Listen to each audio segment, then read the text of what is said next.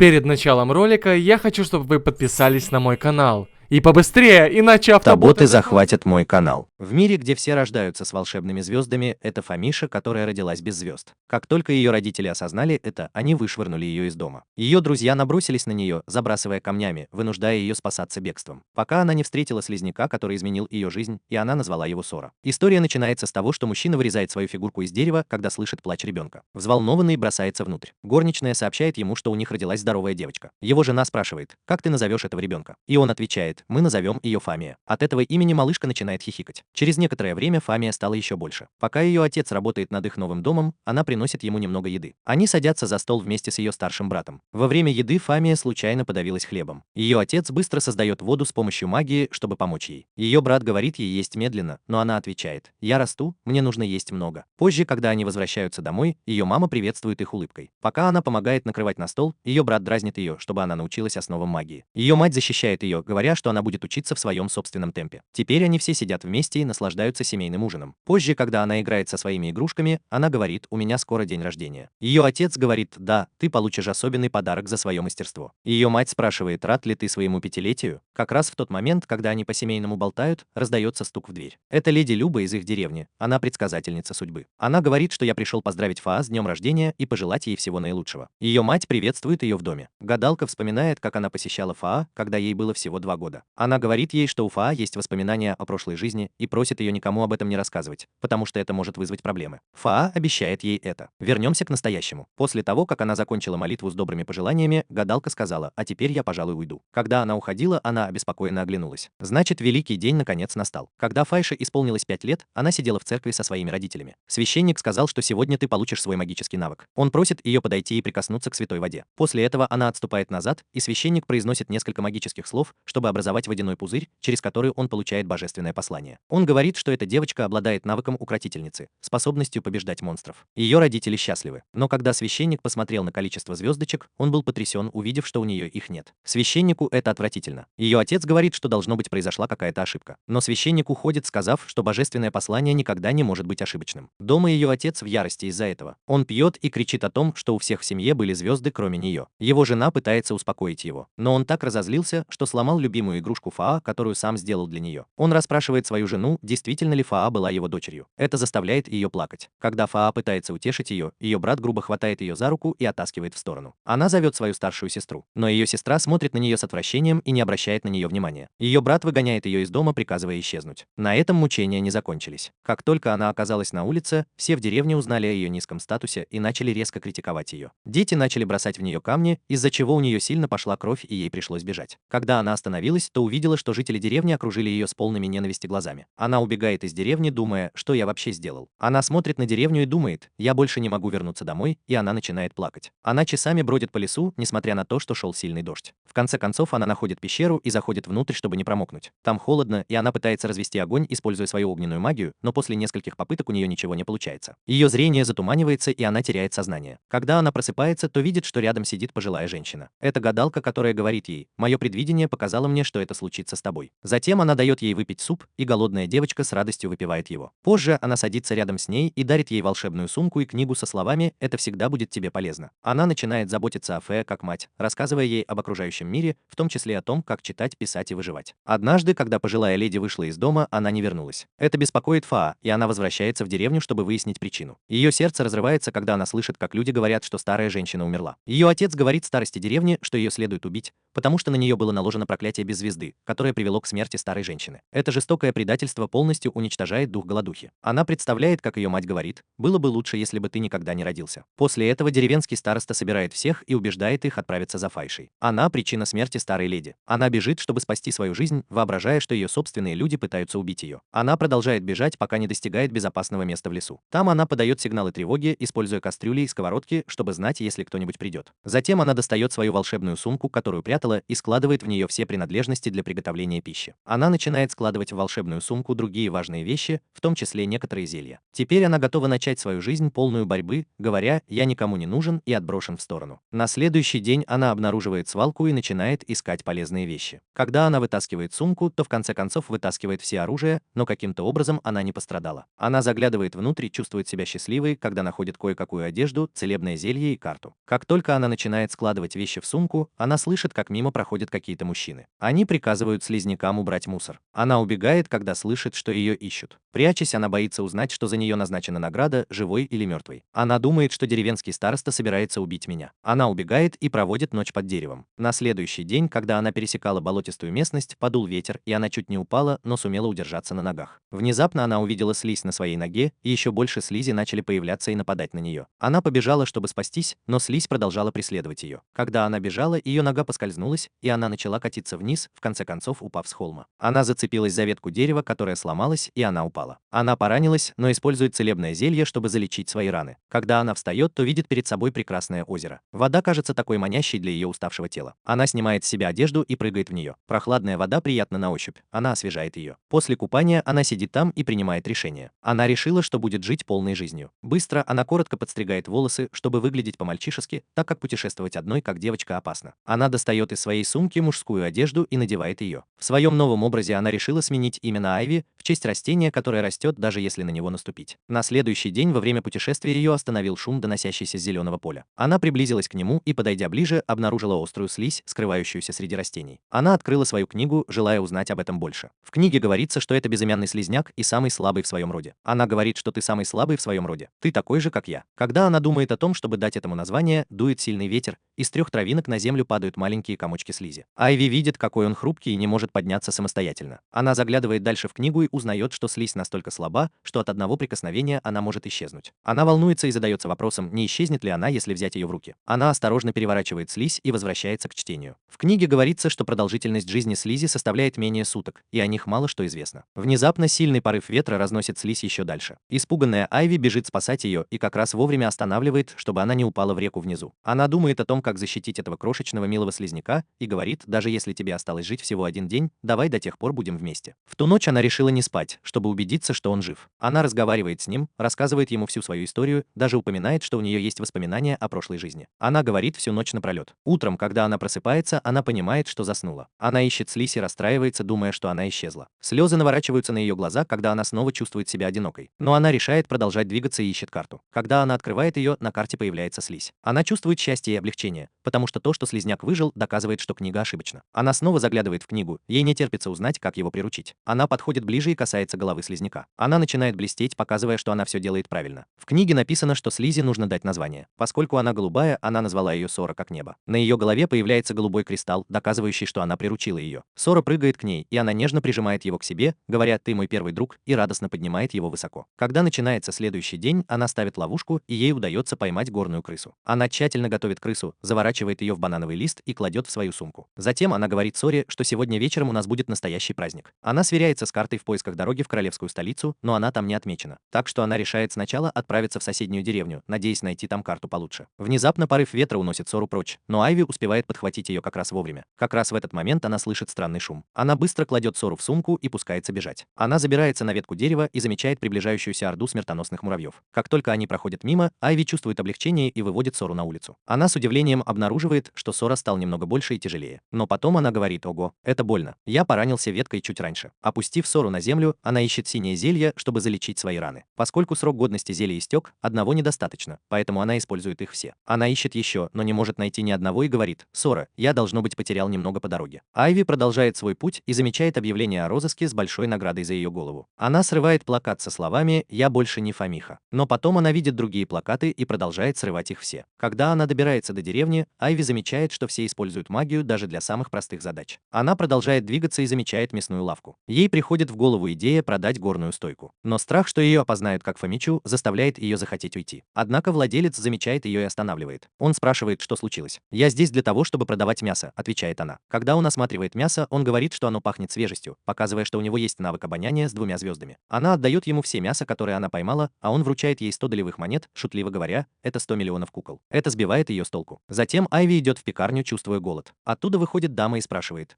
что бы ты хотел купить? Айви начинает выбирать хлеб. И дама говорит, что это будет стоить $20. Айви протягивает ей деньги и говорит: вот $20 миллионов. Леди смеется и говорит: ты забавный мальчик. Получив свой хлеб, Айви радостно уходит. Она садится на дерево вместе с Сорой, делит хлеб и начинает есть. Но когда она смотрит на Сору, кажется, что Сора не хочет его есть. На следующий день они возвращаются в лес, чтобы поохотиться на горных мышей. Как раз в этот момент Айви замечает свалку. Там она находит несколько целебных зелий, некоторые из которых просрочены, и начинает выбирать, какие из них можно использовать. Пока Сора наблюдает, Айви откладывает синие зелья в сторону, и Сора поглощает их. Итак, Айви отдает мусор на утилизацию, но Сора отказывается. И она дает синее зелье, которое Сора поглощает. Когда она дает красное зелье, Сора отказывается от него. Позже Айви заходит в магазин, чтобы продать горных крыс. И она покупает немного хлеба. После этого она наслаждается водой. Позже она дает Соре синее зелье, пока ест хлеб. На следующий день, прогуливаясь по деревне, Айви замечает нескольких искателей приключений и понимает, что именно они ищут ее. Она немного пугается, но они ее не узнают, и вместо этого просят отдать ей ее волшебную сумку. Она убегает, когда они кричат ей вслед: мы напугали маленького мальчика. Когда она убегает, мясник останавливает ее и спрашивает: ты поймал каких-нибудь полевых мышей? Она отвечает: пока нет. Но тут она снова замечает объявление о розыске. Она быстро убегает, сказав: я приду позже. Она добегает до пекарни. Хозяйка говорит: сегодня я испекла твой любимый хлеб. Возьми немного. Но Айви тоже видит там объявление о розыске и убегает. Теперь мы видим, как Айви сидит на ветке дерева и плачет. Она достает Сору и спрашивает: как ты думаешь, есть ли где-нибудь место для меня? Она обнимает Сору, когда наступает ночь. На следующий день, когда они гуляют по лесу, Айви думает о том, чтобы поскорее уехать из деревни, потому что повсюду развешаны ее плакаты. Именно в этот момент она останавливается, увидев две тропинки. Она сверяется с картой, гадая, в какую сторону идти. Внезапно Сору начинает трясти. Айви понимает, что Сора голоден, и говорит, что я тоже голоден. Давай что-нибудь придумаем. Когда они идут дальше, она замечает реку и решает наполнить свою фляжку водой. Неподалеку она видит дерево, полное плодов. Сора, тебе стоит попробовать что-нибудь новенькое, говорит она, подходя к дереву. Но Сора кажется напуган. Айви быстро понимает, почему. Это чудовищное дерево выбрасывает людей после того, как проглотит их. Айви в ужасе хватает Сору и бежит, спасая свою жизнь. Когда они добираются до безопасного места, Айви замечает, что ее рука сильно повреждена. Она чувствует головокружение и понимает, что у нее не осталось зелий. Глядя на Сору, она задается вопросом, может ли Сора питаться ее кровью, поскольку слизняки и монстры могут есть людей. Айви теряет сознание, а когда она просыпается, уже ночь. Она понимает, что Сора не ел ее, а залечивал ее раны. Она смотрит на небо и думает, что даже если бы Сора съел ее, это не имело бы значения, поскольку она нежеланный ребенок. На следующее утро Сора будет ее, прыгает вокруг нее. Айви обнимает ее и осматривает рану, которая уже зажила. Она говорит: Сора, ты спас меня. Но Сора только говорит: пау-пау-пау. Айви взволнованно говорит: Сора, ты заговорил в первый раз. Она радостно поднимает голову и говорит: Сора, все, что ты можешь сказать, это пух-пух. Слезы текут из ее глаз, когда она говорит: у меня нет никого, кроме тебя. На следующий день, с наступлением утра, Сора начинает говорить пух-пух. Пух-пух, чтобы разбудить Айви, действуя как будильник. После того, как она проснется, она скажет, что мы продолжим наше путешествие. Перед этим они садятся за стол, чтобы поесть. Айви ест немного фруктов, пока Сора пьет зелье. Внезапно Айви замечает, что Сора прыгает и двигается по комнате, что ее удивляет. Она обнимает ее и говорит: ты кажешься более крепкой. Сора отпрыгивает назад. Пока Айви думает и ест, Сора начинает издавать звуки, показывая, что она все еще голодна. Так что они оба направляются на свалку. Первый, Айви находит в коробке какую-то одежду. Затем она замечает несколько бутылочек с зельями. Вынимая их, она дает одно синее зелье Соре, который быстро его съедает. Айви пытается дать Соре другие зелья, но она отказывается. Однако, когда Айви смешивает зелья и предлагает их снова, Сора съедает их. После этого они продолжают свое путешествие, и Сора кажется более сильным и игривым. Внезапно Айви замечает несколько ягод и бежит за ними. Она пытается дать немного Соре, но Сора морщится, не желая их есть. Айви срывает ягоды, и позже они садятся вместе за стол. Когда Айви собирается приступить к еде, Сора уже доела свою порцию, так что Айви дает ей еще. Видя, как Сора поглощает так много, Айви начинает беспокоиться. Она дает ей еще, и Сора съедает все за считанные секунды. Айви обнимает Сору и говорит: хочешь послушать сказку на ночь? Это поможет ей уснуть, чтобы она не просила еще еды. Ты что, сидишь на дереве? Она рассказывает об этом Соре. Это история, которую я слышал, когда был маленьким. Была мировая война. Король собрал волшебников, чтобы они предсказали, как закончится война. Будущее показало, что из-за войны наступит конец света. Так вот, они использовали могущественную магию, чтобы защитить мир. Однако сейчас никто не знает, в чем заключалась эта магия. Было сказано, что ребенок из другого мира придет и воспользуется ею. После этого они засыпают. А утром Сора снова будет Айви как будильник. Но Айви останавливает ее. Когда Айви проверяет сумку, она кричит на Сору, потому что та съела все зелья. Позже они снова ловят горных мышей. Но когда они приближаются, то видят, что вместо них была поймана змея. Айви думает, что, может быть, я смогу продать и ее тоже. Но она боится подойти ближе. Поэтому она достает из сумки тряпку, ловит змею и обвязывает ее веревкой. Когда они везут ее на продажу, Айви что-то чувствует, и Сора кажется напуган. Она идет в том направлении и обнаруживает лежащую там мертвую лошадь. Когда она подходит ближе, то видит, что многие мужчины тоже лежат мертвыми. Она Она так напугана, что убегает оттуда, прихватив с собой пойманную змею. Она продолжает бежать, пока не добирается до отдаленного места. Когда она видит близлежащий город, она заходит в него, думая, я должен кому-нибудь рассказать об этом. Она замечает гильдию и заходит в нее. Люди на стойке регистрации смотрят на нее и спрашивают, что у нее в сумке. Когда она рассказывает им об этом, мужчина говорит ей, чтобы она взяла змею и продала на рынке, а не здесь. Затем она рассказывает им, что по дороге обнаружила трупы. Администратор просит ее подойти поближе и рассказать подробности. Как только она это делает, к ней подходит мужчина и спрашивает, где она находится. Затем он приказывает другим отправиться в это место.